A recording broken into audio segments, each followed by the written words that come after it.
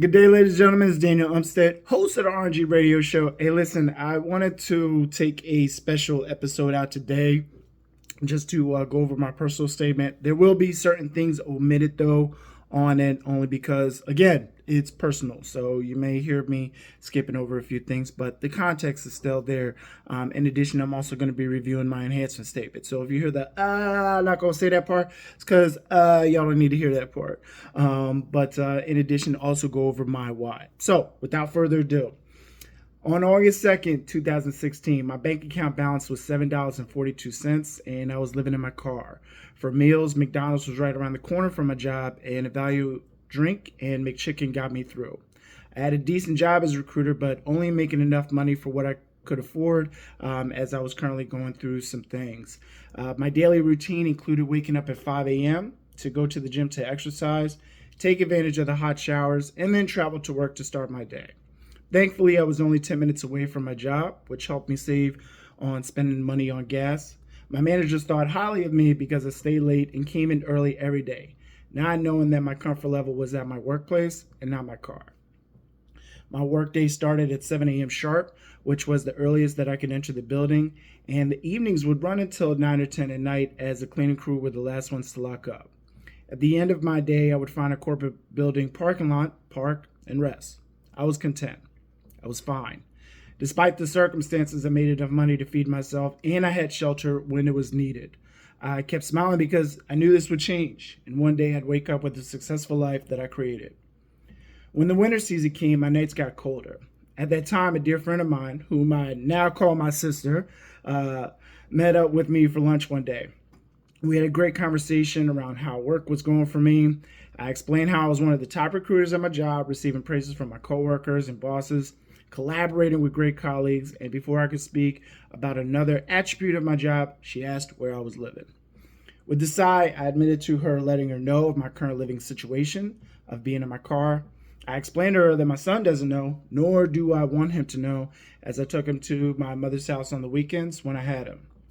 With distraught on her face, she immediately offered me a place to stay and wasn't looking for a debate or decline. I look back at the conversation and wonder what would have happened if I stayed content. Over time, I wonder how many people stay content with their current living circumstances or personal situations. I am forever grateful to my sister and promised her the day that I had moved in that I would repay her back for her support. And the moment came sooner than I thought.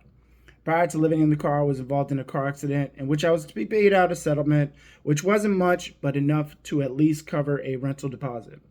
I told my sister that I was looking to move to a rental home, but asked if she wouldn't mind moving in with me as she was currently living in a small 2-bedroom apartment. She happily agreed, and we moved within a year to a 3-bedroom home in Northeast Philadelphia. During the time that we lived together, my sister had shown me my inner strength and also that I can accomplish many goals and achievements in my life. Within a year of us living together, I received a promotion. I invested myself more into the role, but still felt I owed a lot to her because of the encouragement and stability she provided along with the roof over my head. After getting myself established and connected with other people, I came across more folks needing a lawyer for so many avenues, starting a business, employer-employee issues, and legal battles to obtaining a home. Through the years, I became clear about what avenues I want to pursue when accepted to law school: real estate law and employment law. When hearing about challenging situations from my time as a career service advisor, recruiter, to even obtaining my realtor's license, so many instances further encouraged me to pursue a career in law to help people. That's why I am confident that, as a law student and lawyer, I will be able to give others the opportunities that they deserve and can achieve. So that is my personal statement. That's, I think, what kicked off as far as me getting accepted to Delaware Law School. And now, the enhancement statement. Since becoming a first-generation college graduate in 2005, back when Facebook was looming its head around the corner before becoming the social media giant that it is today, I always wanted to help others. I started my first job out of college as a day laborer at a place called Labor Ready. And Labor Ready was a staffing agency focused on day labor in various positions: cleaning out garbage trucks, screen printing, breaking concrete, and everything you could think of as it relates to manual labor. After a few days, a staff member asked me with curiosity, "What are you doing here?" I told her I just graduated college and needed to start paying off my student loans, and this was the only opportunity available. She was shocked. Her response was, "Wait, what? You graduated college?" We had a brief conversation about what I was seeking in a career, which was to help others. She immediately put me in touch with the branch manager and let him know of my background and career goals.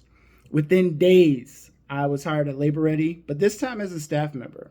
The joy I saw in helping people get jobs on the same day was remarkable. My pursuit of helping others grew as I found other opportunities, working in student services, career services, executive search, and now currently in human resources. A later opportunity came along from that social media giant I talked about earlier, Facebook, where I received an invitation from an old church friend to join a Facebook group called Black Owned New Jersey. When I joined the group, I thought it was a great way of connecting with other Black men and women about businesses. I didn't think nothing more of the group than a social connection until I saw a post that read, "I am running a podcast and looking for guests." Simultaneously, I was doing something similar to a podcast, attempting to wake up at the crack of dawn and give some motivation. Yet the only motivation that was being portrayed was the importance of a good night's sleep due to my slurred speeches and extended yawns as I quoted history makers and providing daily tips. When I revisited the same post 24 hours later, there was some traffic where people responded saying that they will be interested in being on this person's podcast, and that is when it hit me. Wait, I have a podcast, and why can I not have guests? I was not entirely sure what the topics would be, but an invite is still an invite. So I decided to do the same. My post read, "I have a podcast and looking for guests to talk about their business, product, or service." I thought if one person can get a few comments, I can probably get a similar response. I didn't check the post for a few days due to meeting project deadlines with my day job. When I came back on, there was a pouring number of comments asking when they could come on, inquiring more about the details and how they can advertise their product on my podcast. I thought to myself, wow, there is something here. I started the podcast RNG radio show back in 2019, and from the beginning, I've helped over 250 guests.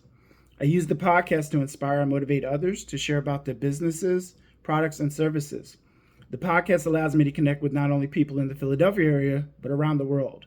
When I visited the Delaware Law School campus this year, passing by Project New Start and learning about the Innocence Delaware Legal Clinic, my passion grew that much stronger for wanting to be a part of this community.